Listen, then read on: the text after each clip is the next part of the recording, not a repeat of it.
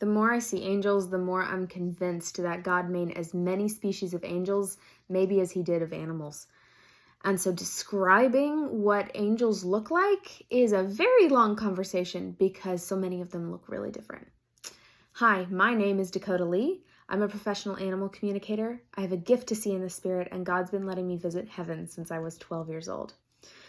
In describing angels, I'll just say they look often a lot like people. Sometimes they look like a modified person, and some of them could fit in with us on earth if they kind of dampened their heavenly glow. While I can't describe what all the species and different types of angels look like, I will start with one that I've gotten really familiar with, and that there's a likely chance that you have this kind of angel as well. This is a guard angel. I first started really getting acquainted with my own guard angels when I was in middle school.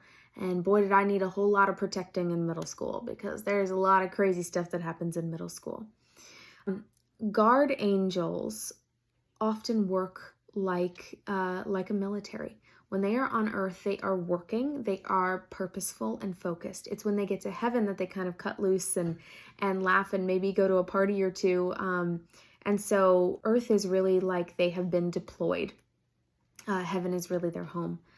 But many of them look like people. I once had a guard angel, though, that didn't. He kind of had a humanoid form, but his skin was blue and he was, it was like 12 feet tall. And his whole job with me, this is one of my middle school guard angels, his whole job with me was just to be a wall between anything that might have wanted to come up and hurt me and confront me. He was part of a group of four angels. And I also 2 feminine looking angels. And they had swords and spears. They have weapons. And they use these in spiritual battle, but a lot of times I really never saw them actually battling, and this is on purpose. I think angels feel as though they're doing their job really well when they're fighting battles we don't know anything about, because they want us to be at peace and be with God, and God is all about that peace. So yes, they are prepared for battle, but I only saw them draw their actual swords and weapons just a few times, which is a total other video. The 2 feminine angels looked like one looked like an African queen, and another looked like a Greek goddess. And they were so full and purposeful, stood so strong. Their job was to defend me at a mid-distance. And then the 4th angel that I saw was the leader. And he was really, really short, or at least as I saw him, he was really, really short. He was about 5 feet tall. But he had a really important job. He would direct the others, but what he would also do is he would fly up above me, and I would see him sometimes above and just scanning for miles around to assess the threats for the day, the moment. And he was constantly doing this. And based on what he would see, he would call down instructions to the other angels, and they would move into their assigned places to defend me. And I hardly ever saw what they were defending me against, but that's how those angels knew that they were doing a great job. There's so much to say on these angels. It's very, very likely that you have guard angels around you. If you have more angels than other people, there's different reasons for this. One reason is that you could be in a place that you need more protection. If you have more angels than another person, it doesn't mean you're more blessed. It means that you need more help.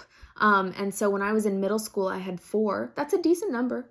I'm not sure if I know what's a typical number. I think the most I saw around a person was 11. Later, I learned exactly why. She had been in a really dangerous situation with the man that she had been working with. So she had a ton of angels around her, and I had 4 when I was in middle school. I've had different numbers at different times in my life. I have 3 right now, and they are directly with me, but I have a couple other angels that are going out into the world and don't spend as much time. They're assigned to me, but they're spending more time going out and preparing things for me at a further distance. I hope this gives you an understanding of angels, the angels that you likely have. Oh, and I will say one more thing about angels. Some people who have more angels also have either prayed for more protection or a loved one like your mother has prayed to God for your protection.